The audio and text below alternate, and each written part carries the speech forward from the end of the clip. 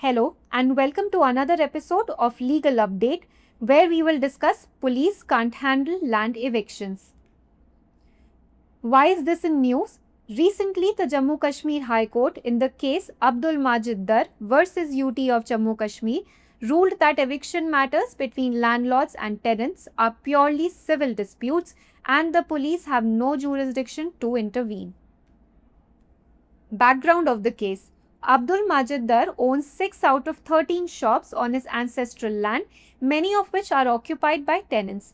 He reported that the shops were in dilapidated condition and posed a safety risk.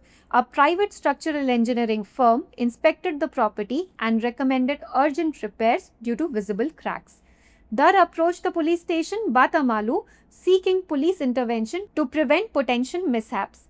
After the police allegedly failed to take action, Dar approached the High Court requesting protection of his legal rights and immediate repairs. Court observation: the petition was dismissed by Justice Wasim Sadiq Nargal, emphasizing that eviction and landlord-tenant disputes are civil matters and outside the purview of the police. The court criticized the petitioner's approach of seeking police intervention instead of addressing the matter through civil courts.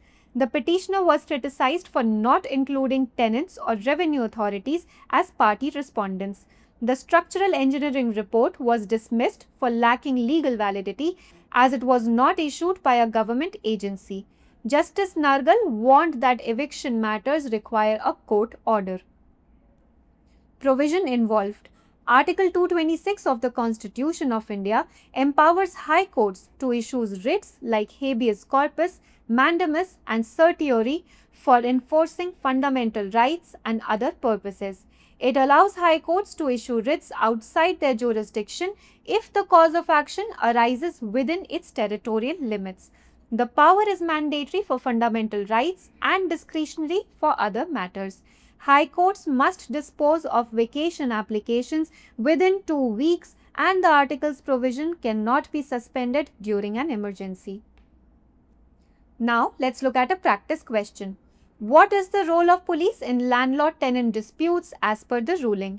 A. To directly mediate between landlords and tenants. B. To help enforce eviction orders issued by a court. C. To resolve tenancy issues. D. To initiate eviction in the case of dilapidated buildings. Provide your answers in the comment section. Police भूमि बेदखली का मामला नहीं संभाल सकती। सबसे पहले देख लेते हैं चर्चा में क्यों है।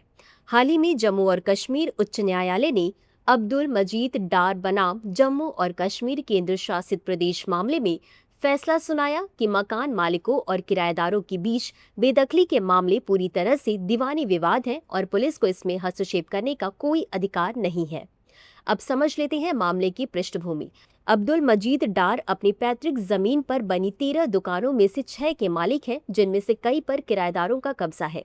उन्होंने बताया कि दुकानें बेहद खराब अवस्था में थीं और सुरक्षा के लिए खतरा थीं। एक निजी संरचनात्मक इंजीनियरिंग फर्म ने संपत्ति का निरीक्षण किया और दिखाई देने वाली दरारों के कारण तत्काल मरम्मत की सिफारिश की। डार ने पुलिस स्टेशन बटमालू से संपर्क कर संभावित दुर्घटनाओं को रोकने के लिए पुलिस हस्तक्षेप की मांग की। पुलिस द्वारा कथित रूप से कार्रवाई करने में विफल रहने के बाद डार ने उच्च न्यायालय का दरवाजा खटखटाया तथा अपने कानूनी अधिकारों की सुरक्षा और तत्काल मरम्मत का अनुरोध किया। न्यायालय की टिप्पणी: न्यायमूर्ति वसीम सादिक नरगल ने याचिका को खारिज कर दिया और इस बात पर जोर दिया कि बेदखली और मकान मालिक किराएदार विवाद सिविल मामले हैं और पुलिस के अधिकार क्षेत्र से बाहर है। न्यायालय ने मामले को सिविल अदालतों के माध्यम से निपटाने के बजाय पुलिस हस्तक्षेप की मांग करने के याचिकाकर्ता के दृष्टिकोण की आलोचना की। याचिकाकर्ता की आलोचना इस बात के लिए की गई है कि उसने किराएदारों या राजस्व अधिकारियों को पार्टी प्रतिवादी के रूप में शामिल नहीं किया। संरचनात्मक इंजीनियरिंग रिपोर्ट को कानूनी वैधता की कमी के कारण खारिज कर दिया गया क्योंकि इसे किसी सरकारी एजेंसी द्वारा जारी नहीं किया गया था। न्यायमूर्ति नरगल ने चेतावनी दी कि बेदखली के मामलों में अदालती आदेश की आवश्यकता होती है। शामिल प्रावधान: भारतीय संविधान का अनुच्छेद 226, उच्च न्यायालयों को मौलिक अधिकारों और अन्य उद्देश्यों को लागू करने के लिए बंदी प्रत्यक्षीकरण, परमादेश और उत्प्रेषण जैसे ऋण जारी करने का अधिकार देता है। यह उच्च न्यायालयों को अपने अधिकार क्षेत्र से बाहर ऋण जारी करने की अनुमति देता है यदि कार्रवाई का कारण उनके क्षेत्रीय सीमाओं के भीतर उत्पन्न होता है। यह शक्ति मौलिक अधिकारों के लिए अनिवार्य है और अन्य मामलों के लिए विवेकाधीन है। उच्च न्यायालयों को 2 सप्ताह के भीतर अवकाश आवेदनों का निपटारा करना होगा और आपातकाल के दौरान अनुच्छेद के प्रावधानों को निलंबित नहीं किया जा सकता। तो अब बारी है आज के अभ्यास प्रश्न की। किराएदार मालिक विवादों में पुलिस की भूमिका क्या है, जैसे कि फैसले में वर्णित है? ए. मालिकों और किराएदारों के बीच सीधे मध्यस्थता करना। बी. कोर्ट द्वारा जारी की गई बेदखली आदेशों को लागू करने में मदद करना। सी. किराएदारी से संबंधित समस्याओं का समाधान करना। डी. जीर्ण शीर्ण भवनों के मामले में बेदखली शुरू करना। इस प्रश्न का उत्तर कमेंट बॉक्स में जरूर दें। अभी के लिए बस इतना ही। धन्यवाद।